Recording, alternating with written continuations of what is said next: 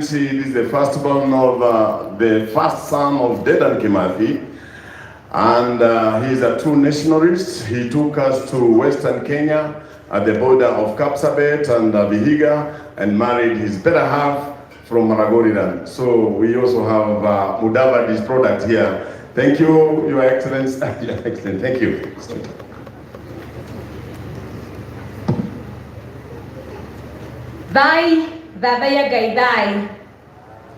Praise God. Vijana mambo vipi?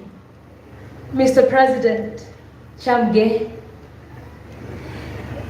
Tribute by Nancy Wangome, Granddaughter. In March 1993, you spanked me for crying at my other grandmother's wedding, Nyawera. I was 2.5 years old at the time. And like the grudge-keeping little girl I was, when we met 6 years later, I refused to enter your home state until you apologized for the spanking you gave me all those years ago. You are amazing in every sense of the word. Few adults apologize to children more than half a century younger than themselves.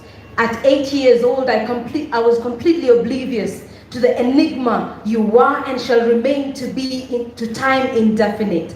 I accepted your apology and entered your home. I was yet to comprehend the weight of the apology you had so willingly offered. A warrior queen, Shoshua Jafine, as we fondly and cautiously called her, she was not one to shy away from disciplining children, young and old. Your disciplining styles, Shosho, were always clever and effective. In fact, Grandma, you cured me of selfishness with a few words. Modo mokare namorogi, makora wokiodoke moe. Being mean is as bad as being a witch. That was all it took for me to divorce selfishness forever. I will never forget the stories you whispered in my ear while laying down on your couch in Komarok. One particular story stands out when you decided that you would join the resistance against the colonialists.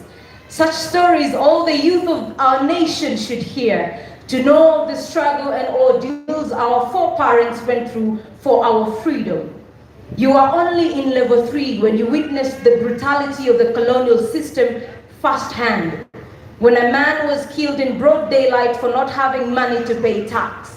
In that moment, responding with sheer courage, you fought. For many years, I was ashamed when people said we were related to Dedan Kimathi.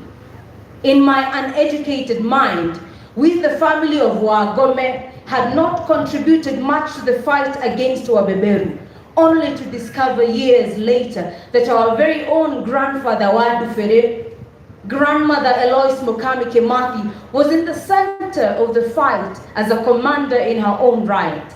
My dear grandmother, you took away all my senseless shame, and now I pride myself in knowing that not only did you contribute, but you are a big part of the fight for Kenya's independence.